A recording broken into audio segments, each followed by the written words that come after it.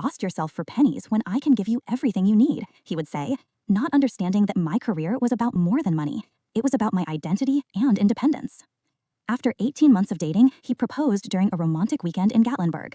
The ring was stunning, the champagne expensive, and the moment perfectly orchestrated for maximum impact. Several people in the restaurant even applauded. It felt like a fairy tale, and I said yes without hesitation. Our wedding was an intimate ceremony in Savannah, Georgia, my choice despite his family's pressure for something grander in Nashville. Looking back, I realized that was one of the few times I managed to hold my ground against the Shannon family expectations. "At least it wasn't a respectable location, even if it was simple," commented his mother, Margaret, with a tight smile that didn't reach her eyes. That was my first real taste of how his family viewed me, as someone who wasn't quite good enough for their son. After our honeymoon in the Caribbean, we moved into his house in Belmead, one of Nashville's most exclusive neighborhoods. Everything was sleek, expensive, and cold, much like his family. I tried to add personal touches, photos, colorful artwork, plants, but Michael preferred the minimalist aesthetic that showcased wealth rather than our personality as a couple.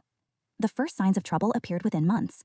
Michael questioned every decorating decision I made, criticized my choice of friends, and made subtle digs about my career path. "Accounting is so common," he said once after meeting some of my colleagues. "You have the potential to be exceptional, but you're wasting it on bookkeeping for companies no one's heard of." I tried to fit into his social circle, the wives of other attorneys and executives who spent their days shopping at spas or planning charity events. They were pleasant enough to my face, but I never felt truly accepted. I overheard one of them at a dinner party, referring to me as Michael's experiment with the middle class.